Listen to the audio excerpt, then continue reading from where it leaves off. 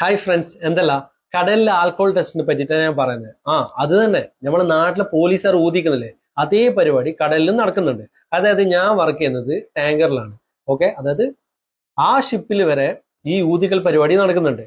ഈ കാര്യം നമ്മുടെ നാട്ടിലെ പല ആൾക്കാർക്കും അറിയില്ല. ഈവൺ എന്റെ വീട്ടിലെ ആൾക്കാർക്ക് വരെ അറിയില്ല. എന്റെ വീട്ടിലെ ആൾക്കാർ എന്തെല്ലാം പറയുന്നത്, ഈ ഷിപ്പ് പോയ വെള്ളടിയാണ്, അതാണ്, മറ്റേതാണ്, മറിച്ചതാണ്, ഒരുപാട് കാര്യം പറയുന്നുണ്ട്.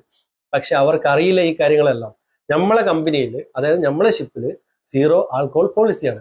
ഇതിനെ പറ്റിയിട്ട് കുറച്ച് കാര്യങ്ങളാണ് ഞാൻ പറയുന്നത്. പെട്ടെന്ന് നമ്മൾ വർക്ക് ചെയ്തുകൊണ്ടിരിക്കുമ്പോഴാണ് ഇവർ, അതായത് ക്യാപ്റ്റനോ സെക്കൻഡ് ഓഫീസറോ, അവർ അനൗൺസ്മെന്റ് ചെയ്യുക, അതായത് ആൽക്കോഹോൾ ടെസ്റ്റ് ഉണ്ട്, പെട്ടെന്ന് ഫോളോയിങ് ചെയ്യും.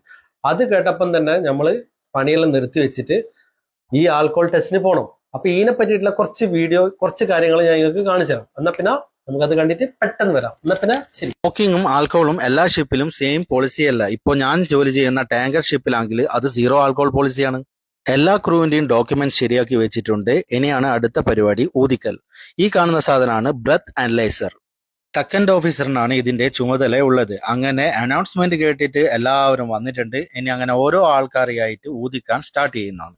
നമ്മുടെ ശരീരത്തിൽ ആൽക്കഹോൾ കണ്ടന്റ് ഉണ്ടെങ്കിൽ ഈ കാണുന്ന മെഷീനിൽ 0 ഡിജിറ്റലിന്റെ അവിടെ നമ്പർ വരും. അത് വന്നിട്ടുണ്ടെങ്കിൽ അവന്റെ കാര്യം അധോഗതി. അപ്പൊ നമ്മളെ സെക്കൻഡ് ഓഫീസർ ഫോട്ടോ എടുത്ത് വെക്കുന്നുണ്ട്. എന്തിനാന്ന് വെച്ചാൽ ഇത് കമ്പനിക്ക് അയക്കാൻ വേണ്ടിയിട്ടാ.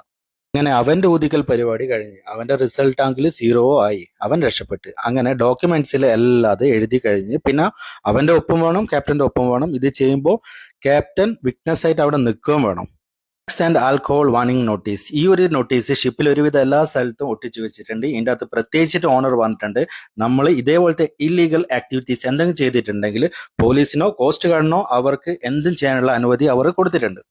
ഷിപ്പിംഗ് കമ്പനിയിൽ 4% ബിയർ അലൗഡ് ചെയ്യുന്നുണ്ട്. അതും ഒരു ദിവസം ആകെ 2 ടിന്ന് മാത്രമേ അവർ അലൗഡ് ചെയ്യൂ.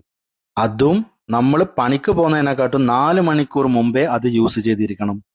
അതായത് ആൽക്കഹോൾ ഉപയോഗിച്ചിട്ട് ഷിപ്പിൽ പല അപകടങ്ങളും വന്നിട്ടുണ്ട്. അതുകൊണ്ടാണ് ഇങ്ങനത്തെ നിയമങ്ങളൊക്കെ. ഇനി നിങ്ങൾ പറ, ഇതേപോലത്തെ നിയമങ്ങളെല്ലാം വെച്ചിട്ട് ഷിപ്പിൽ ആരെങ്കിലും വെള്ളം അടിച്ചിട്ട് കൂതറ പോലെ നടക്കുവോ? അപ്പൊ ഈ പ്രാവശ്യത്തെ എന്റെ വീഡിയോ എങ്ങനെയുണ്ട്? അടിപൊളിയല്ലേ?